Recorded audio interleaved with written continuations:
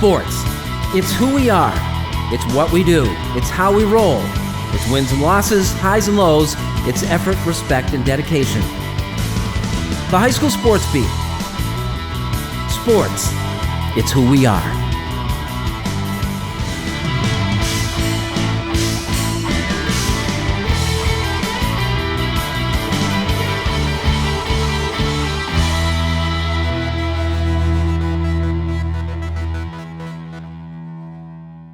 Hello, everybody. Welcome and thanks for joining us on the High School Sports Beat. I'm Dave Yates. We continue our look back at our 10 years of covering Section 5 sports, and we head outdoors for an early April track meet.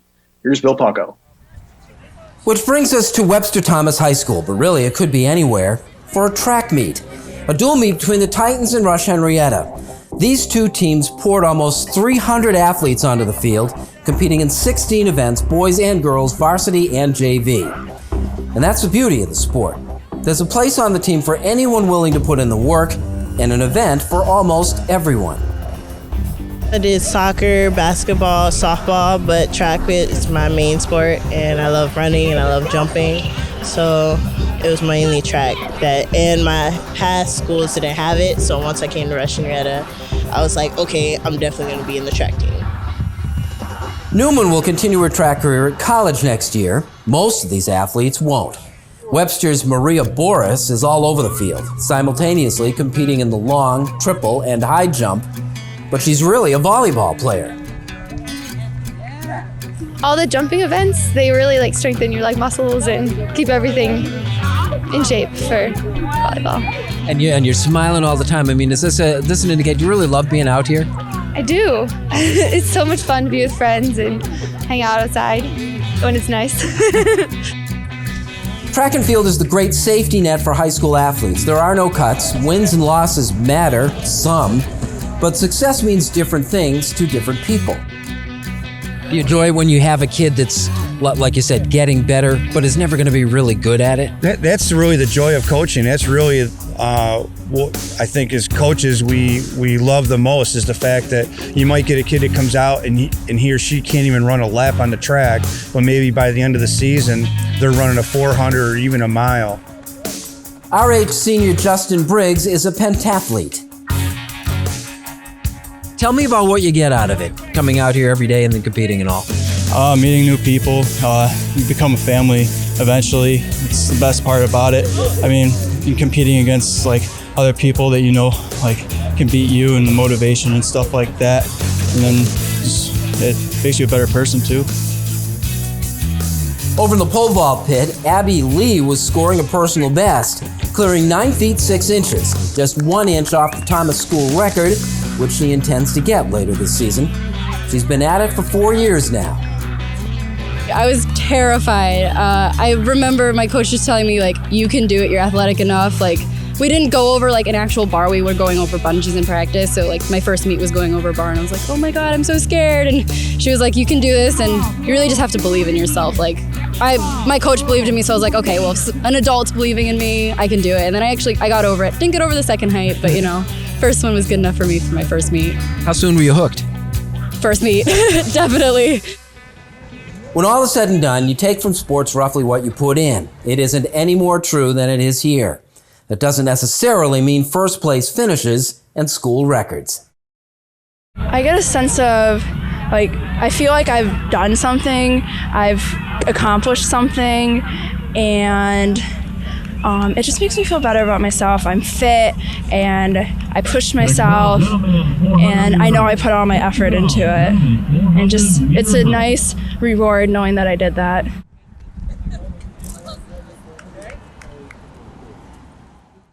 Coming up next, Matt Trabold joins us for the High School Notebook. We've got that and more when the High School Sports Beat continues.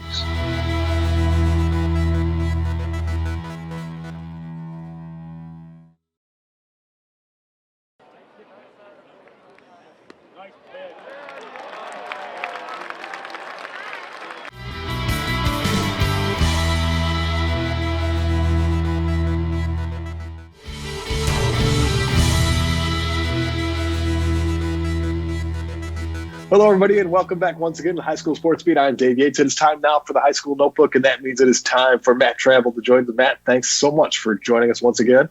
Thanks for having me on. All right, let's start a little hockey this time to start things off. Let's talk about Penfield. Let's talk about those Penfield Patriots on ice. After the opening week of this Section 5 hockey season, 3 teams undefeated while also having at least 3 wins under their belt. That's Notre Dame Batavia, the combined team of Gates, Wayne, Eastridge, and Wheatland Chili, and also the Penfield Patriots. Penfield ended the regular season last year, second in the Class A standings, and they look poised this time around for another major showing.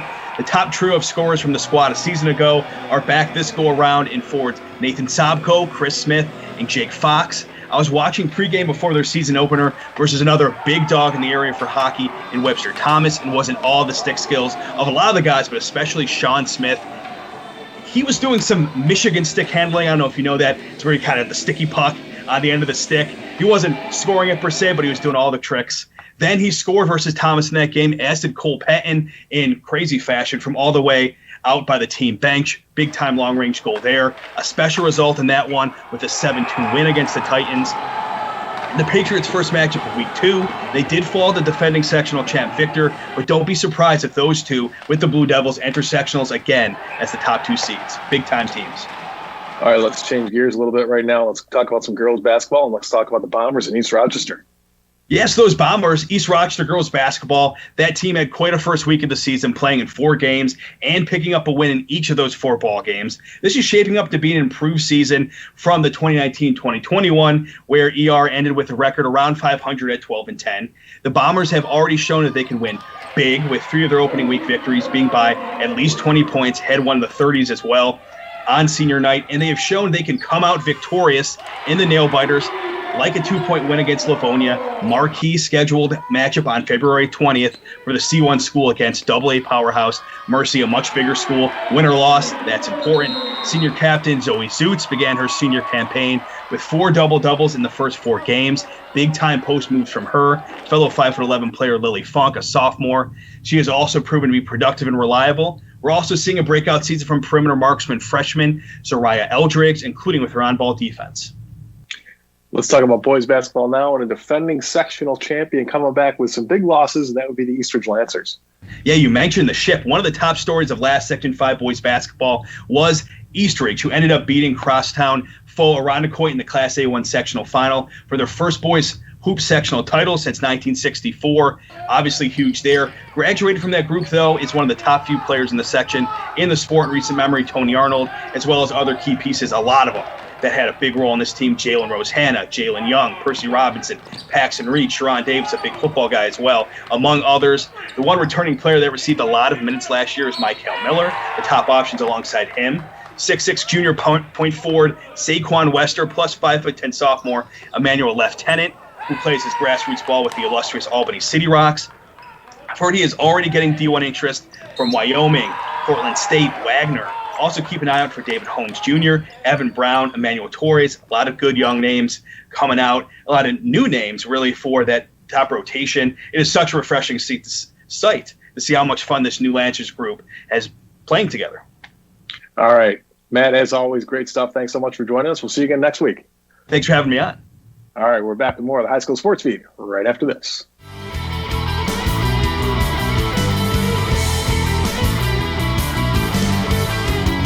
Coming up next is this week's Making the Grade nominee, and later on a big 2014 baseball matchup between McQuaid and Victor. We'll have those highlights when the High School Sports Beat returns.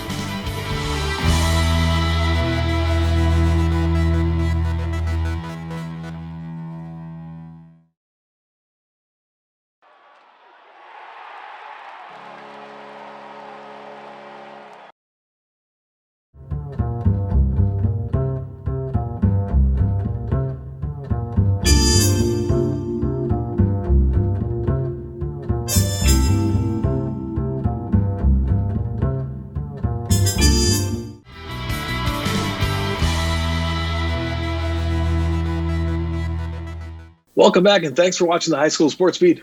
I'm Dave Yates.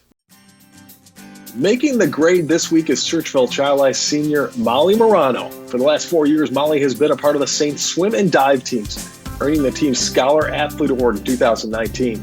In the classroom, Molly currently ranks 5th in her class with a 100.259 GPA. Molly volunteers to help out with a modified swim team and also works at Wegmans. She plans to attend Oswego in the fall to study cognitive science. Molly gets noticed as a hard worker in her sport as well as in the classroom. This week, Churchville Chi-Li's Molly Morano is making the grade.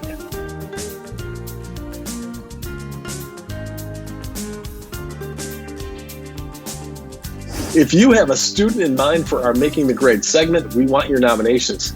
Send them in to mtg@rocksportsnow.com. And now here's some of the athletes, teams, and coaches making news in our Section 5 Spotlight. Nick Milgate, a 2016 Hilton cadet, just signed a contract to play football in the Austrian Football League. Nick played 4 years at Alfred, earning All-American honors, and finished his Saxons career 9th all-time in tackles with 298. What a couple of games for Gates Chi-Li's Miriam Ibizum. The senior scored 29 points with 23 rebounds versus Bishop Kearney, and followed that up with 27 points and 22 rebounds against Brockport. Sean Smith from the powerful Webster Thomas throwing program broke his own record with a weight throw of 70 feet 7 inches. Sean will head to Division I Iowa in the fall. Coming up next, a baseball game that comes down to the final pitch. We'll have those highlights when the high school sports beat continues.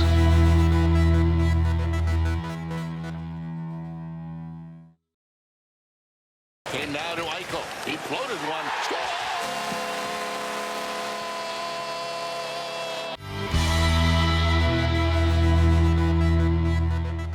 Welcome back and thanks for joining us on the High School Sports Beat. I'm Dave Yates. We flash back now to April of 2014. It's an early season matchup between two of Section 5's best baseball teams. Here's Bill Paco. There are not two schools with more baseball tradition in this area than Victor and McQuaid. The Knights and the Devils hooked up in our Salino and Barnes All Sports High School Game of the Week. Demonstrating a little dexterity early, the son of Victor head hockey and assistant baseball coach Mike Ferrari, 2-year-old Vinny caught some fleeting glimpses of a pretty good early season baseball game between the Blue Devils and McQuaid, two traditional Section 5 powers. We pick it up in the top half of the second inning. The visiting Knights loaded the bases on 3 walks by Victor starter Garrett Allred, who walked 5 in an inning and a third. It was early to go to the bullpen in a scoreless game, but that's what Coach Sean Rucker did. Dale Wickham was brought into a bases-loaded 1-out situation. It took Wickham 2 pitches to get out of it. McQuaid's Greg Cullen hit the ball on the nose, right to shortstop Mike Wagner, who turned the double play at second. Yeah, I was just coming in with one mindset, and that was throw strikes, and I did that, and I was lucky our defense made a great play and picked me up, and we got out of it from there. What did it feel like? I mean, you only had to make 2 pitches, and you're out of that jam. it couldn't have asked for anything better. I mean, I was just coming in trying to get out as fast as I could without any damage, and we did that, so it worked out well. The Blue Devils weren't getting much off McQuaid's starter, Cameron Serapilio Frank. He is the Knights' ace and pitched 5 shutout innings, giving up just 2 hits. I'm happy with your effort on the mound, don't you think? I was pretty happy with it, a couple walks that I want to fix, some minor things, and then, after that you progress, and then mid-season is when you pick up strides, to get ready for sectionals, that kind of thing. Cameron got a little defensive help in the third. After walking Joey Carrier to lead off the inning, Wagner got one of those 2 hits. McQuaid center fielder Mark Nazi, though, gunned down Carrier trying to get to third.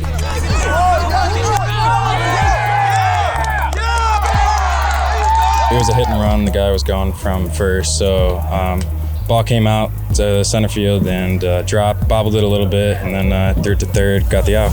You really uncorked it, didn't you? Yeah, kind of like just unleashed it and kept the ball in the air a little bit and got there nice.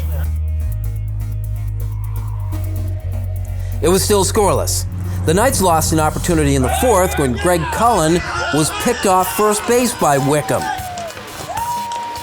Turnabout is fair play, and in the Victor fifth, Carrier was picked off second by McQuaid catcher Jeff Weber.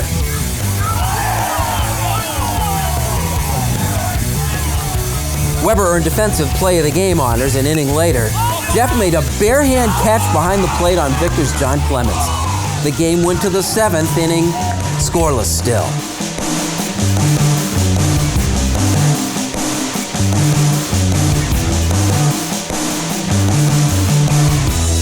Three times in the contest, the Knights loaded the bases with 1 out. It happened again in the 7th. Jack Kalasa led off the inning with a single from the 9th spot in the order. An error and an infield hit filled the bases. But Victor's Wickham wiggled off the hook for a 3rd time, getting a strikeout and then escaping the inning on a fielder's choice at second.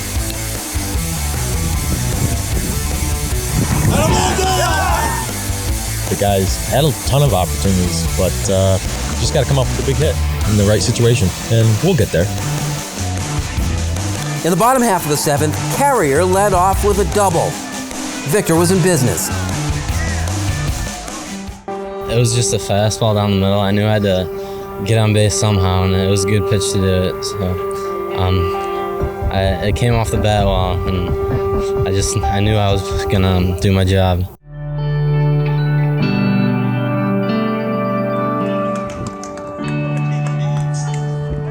Carrier was sacrificed to 3rd with 1 out, bringing up Pete Sabraski. Time for a hero.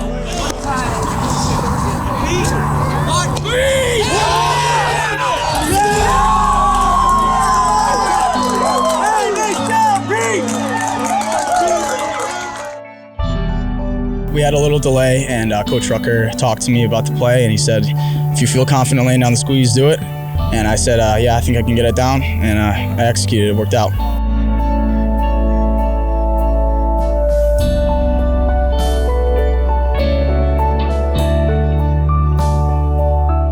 I really, kind of want to see what my players will do when I ask them the question, and he felt confident in it, so we went with it. Last play of the game was a squeeze in your mind? Yes. Yeah, they laid down a squeeze, and I don't know. It was our 2nd day outside right now, and we haven't really covered that much, so kind of caught us off guard a little bit. So yeah, they got one on us.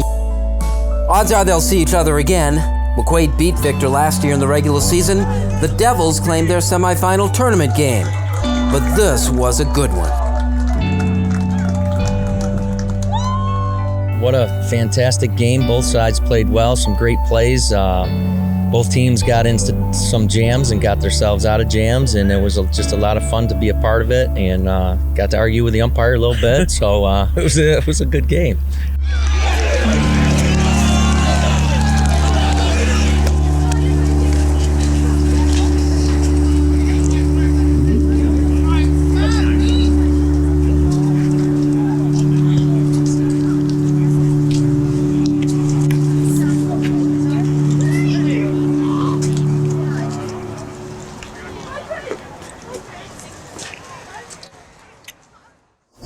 We'd like to thank the athletes, teams, and coaches in Section 5. If you've got a story you'd like to share with us, please let us know. Send an email to rocksportsnow@gmail.com. Thanks for watching, be safe, and we'll see you next week for more of the High School Sports Beat.